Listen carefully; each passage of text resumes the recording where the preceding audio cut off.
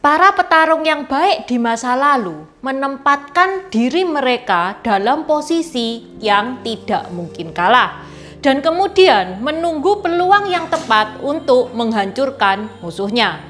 Daja ni hao, namaku Intan, selamat datang di channel aku Dynasty.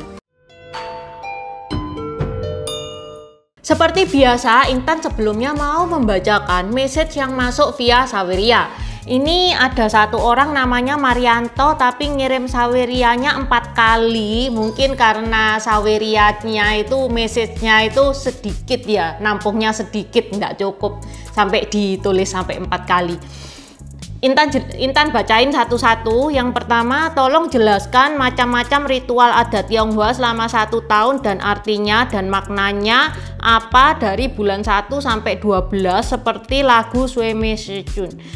Ritual yang terkenal di China itu ada 3, Imlek, kue bulan, sama Cengbing. Ini 3-tiganya pernah Intan bahas. Cengbing itu Intan pernah bahas di videonya Shang-Chi.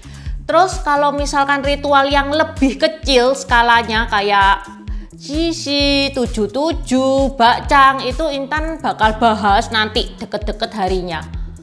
Oh ya, untuk lagunya, lagu Sui Me Shi Chun. Ini lagunya itu tulisannya memang bahasa Mandarin, tapi setelah Intan dengerin, ini bahasanya bahasa Hokkien. Jadi Intan nggak ngerti guys, Intan sama sekali nggak ngerti bahasa Hokkien. Yang kedua, tolong jelaskan arti dan maksud sembahyang Cekau Meh itu apa? Cekau Meh ini juga bahasa tradisional ya, kayaknya bahasa Hokkien ya. Ini Cekau Meh ini apa yang puncaknya Imlek itu, yang tanggal 9 bulan 1-nya Imlek. Kalau misalkan salah, tolong ditulis hancurnya atau pinggirnya di komen ya. Yang ketiga, tolong jelaskan cara pegang dupa yang benar bagaimana, lalu ada yang 3 batang, 1 batang atau segebuk dupa itu apa artinya. Ini sebenarnya itu lagi Intan godok sama timnya Intan, soalnya ini kan masalah agama ya. Kalau masalah agama nanti kalau Intan jelaskan itu takutnya bias. Tapi di sisi lain, di komen, bahkan Saweria yang sebelumnya, Saweria yang video kemarin itu juga banyak yang request untuk adat-adat Konghucu ini. Jadi ini masih Intan godok dulu sama timnya Intan. Yang keempat, tolong jelaskan kenapa ada tebu, samseng, ayam, bebek, dupa merah, hijau. Apa artinya dalam sembahyang? Oke. Saweria yang kedua dari Nayakasi. Nayakasi message-nya bahas latar belakang sejarah China yang ada di Dramakam. Dramakam itu apa sih? Soalnya message yang nyampe di Saweria itu potos atau gimana? Atau memang nggak cukup ya message-nya? Itu terakhir Dramakam itu nggak ada, Intan cari di Google.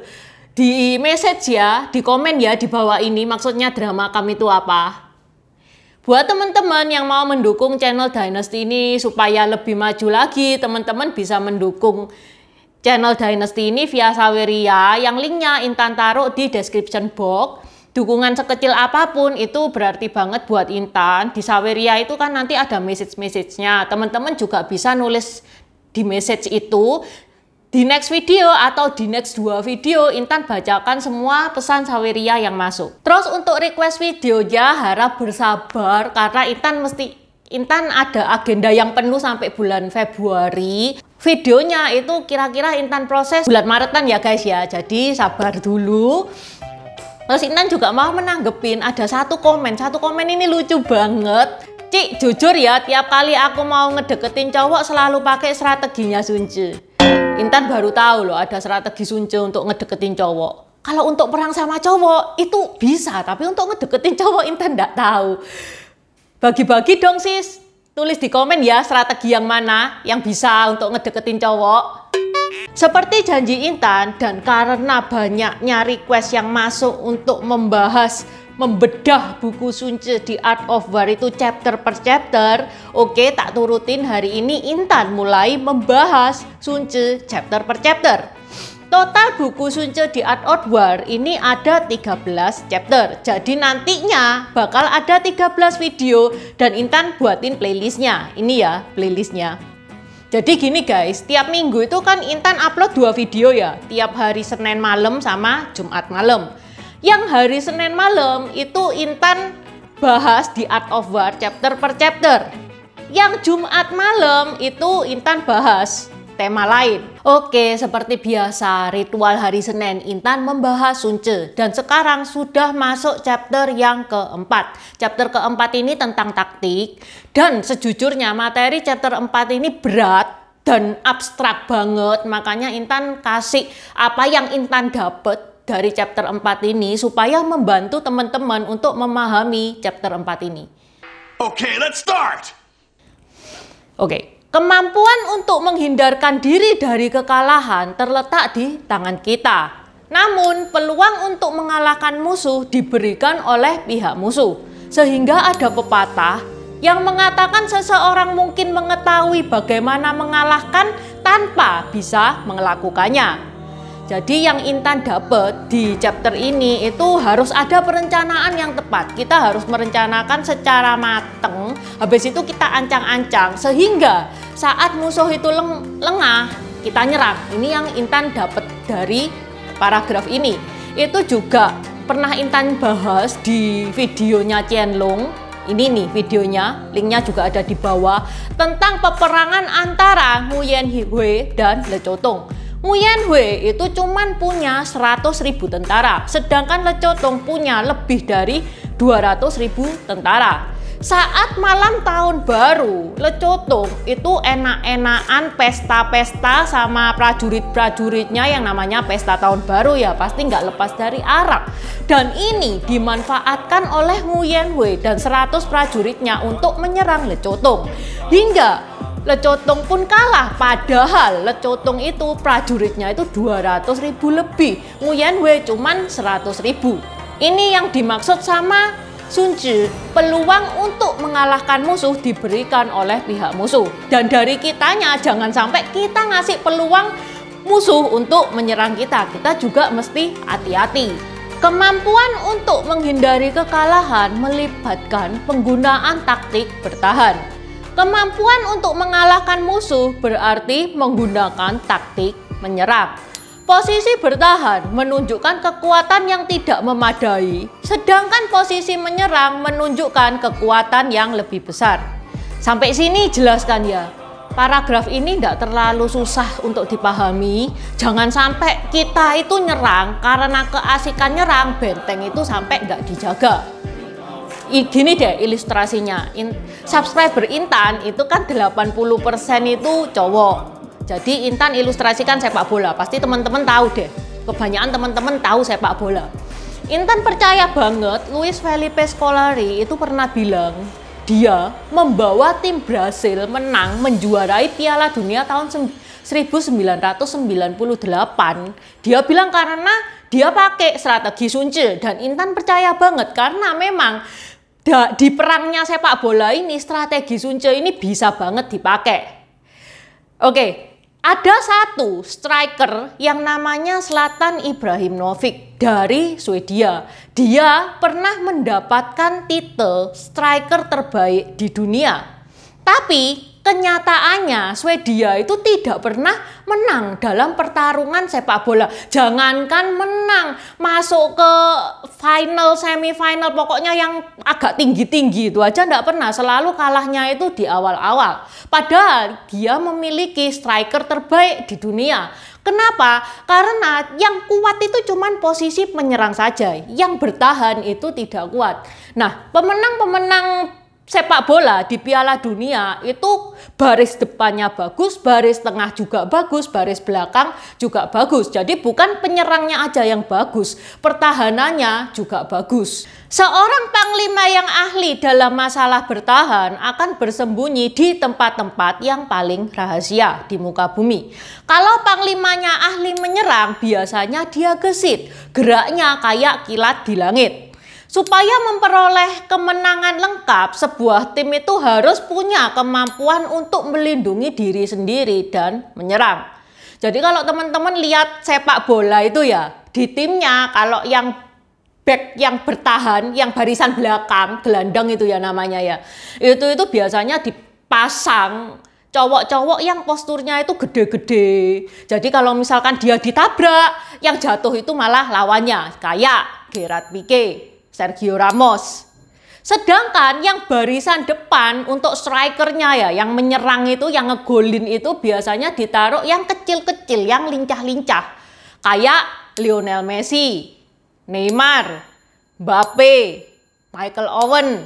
Karena dia itu gesit dan geraknya itu yang seperti yang Sunce bilang kayak kilat di langit. Melihat kemenangan hanya apabila kemenangan tersebut ada di depan mata, bukan suatu kemenangan yang hebat. Nah, terus kemenangan yang hebat itu seperti apa? Kemenangan yang hebat itu menurut Sunce apabila membuat rencana secara rahasia, bergerak diam-diam, mengalihkan musuh dan merusak rencananya. Sehingga perang bisa dimenangkan tanpa menumpahkan pertumpahan darah. Bisa mengangkat sehelai rambut bukan berarti kekuatan Anda itu besar. Bisa melihat matahari, bulan, dan bintang bukan berarti penglihatan Anda itu tajam. Bisa mendengar suara halilintar bukan berarti pendengaran Anda itu tajam. Intan selesaikan satu paragraf lagi baru Intan jelasin ya guys ya. Orang-orang zaman dulu itu, petarung yang cerdik itu bukan cuman sekedar menang, tapi bisa menang dengan mudah. Tapi kemenangan ini tidak terlalu berarti buat orang yang pembawaannya itu bijaksana. Karena dia itu berperan dalam situasi-situasi yang tidak diketahui orang luar. Jadi orang luar itu tidak tahu menahu tentang dirinya. Dan orang bijaksana itu nggak akan dikenal karena musuh-musuhnya itu sudah menyerah sebelum terjadi pertumpahan darah. Dia juga tidak dikenal sebagai orang yang pemberani. Jadi gini, orang zaman dulu sama orang zaman sekarang itu sama guys, sama-sama suka pansos. Kalau zaman sekarang itu pansosnya lewat TikTok, kalau zaman dulu itu pansosnya lewat perang. Misalkan gini, ada Jenderal A ini musuhan sama Jenderal B. Perang, Jenderal A berhasil membunuh Jenderal B.